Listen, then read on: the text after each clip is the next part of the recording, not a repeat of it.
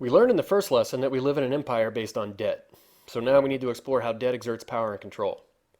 This will challenge many preconceived notions of Economics 101. I think most of what we think about economics is completely wrong.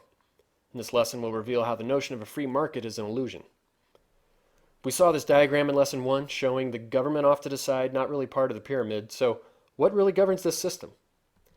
It's the bond market. So the first thing to note is that this basically means the stock market's irrelevant.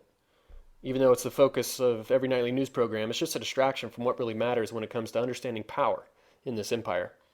The stock market is dwarfed by the bond market and all the other international markets for debt instruments. That's what a bond is. It's a debt instrument. It gives the owner a claim on an underlying asset or organization. Now, that might be a company, a state, or a country, but those things are just groups of people. So at the end of the day, these bonds give the owners a claim on people.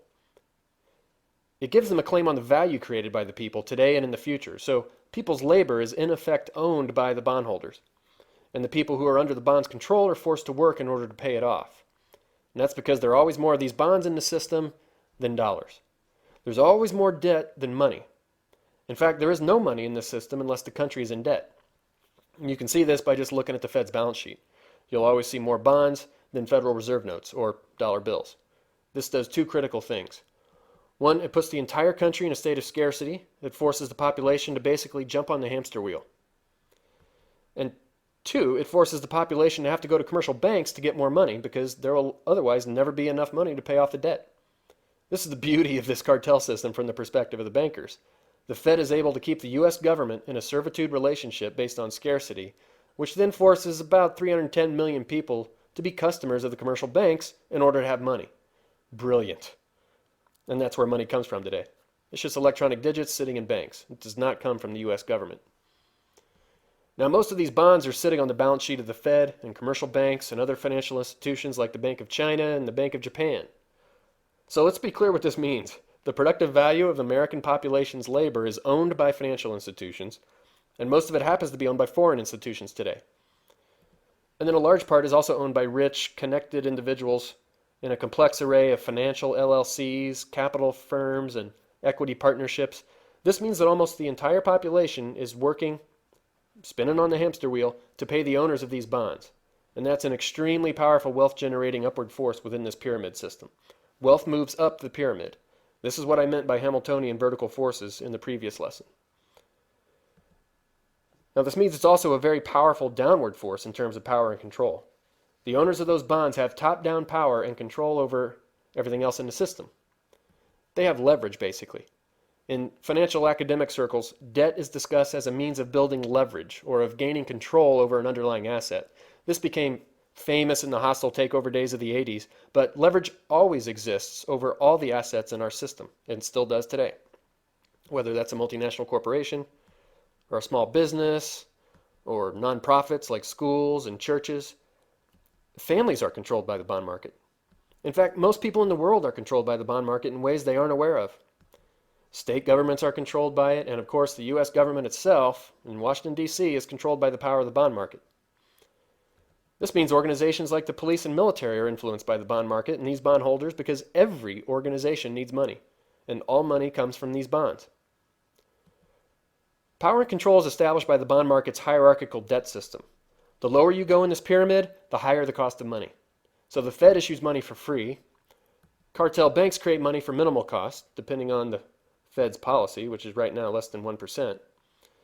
And then each layer of this pyramid has to pay more in order to get money, to the point where individuals at the bottom have to pay around 29% in this current market for credit card money. On the flip side, this means the availability of money goes down as you go down the pyramid. The Fed has almost no limit because its cost is zero, and the further down you go, the less money is available. About the only way for individuals to get money at the bottom is by working for one of the other layers, which is again the issue of scarcity.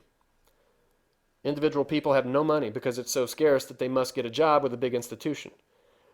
And the higher their job in the pyramid, the more money they'll make. This isn't because they'll be creating more value. On the contrary, most of the people creating real value in the economy, like farmers and assembly line workers, make very little money.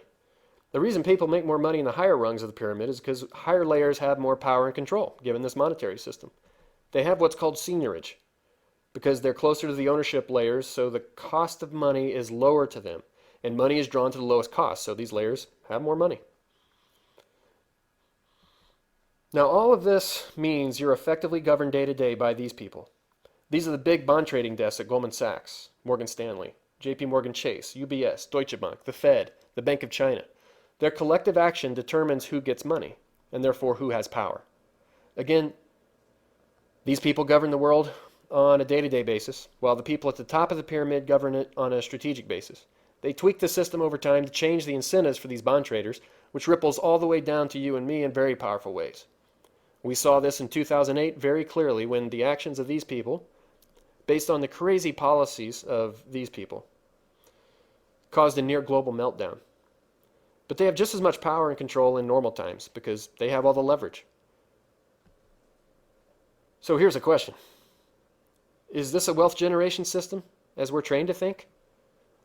Well, it certainly is for these people. But if it is for everything else in the system, then why is the United States stuck with what's up to around $100 trillion in debt and total unfunded liabilities? Well, it's because this isn't a wealth generation system instead, but it's a debt generation system, which is really clear for these lower layers that are bankrupt. It's less clear for these middle layers because even though the institutions are driven by debt, the people in them can accumulate wealth given their high salaries and commissions and bonuses since they're dutifully serving in the upper layers of this empire system. Now here's another question. Does this sound like a free market? Does it facilitate freedom? Again, it certainly does for the top, but for the other layers, this is a servitude system.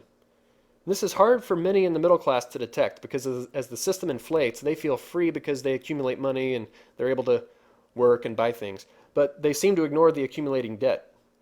And they also ignore the lower layers that are clearly in servitude, like the less developed countries that are co-opted into this system, like those John Perkins describes in his book Confessions of an Economic Hitman. Even for most of the rich guys in the upper middle layers, like Wall Street and the multinationals, they only get their money because they're serving the controllers. Many of them have to work 80-hour work weeks to get their money. Are they free?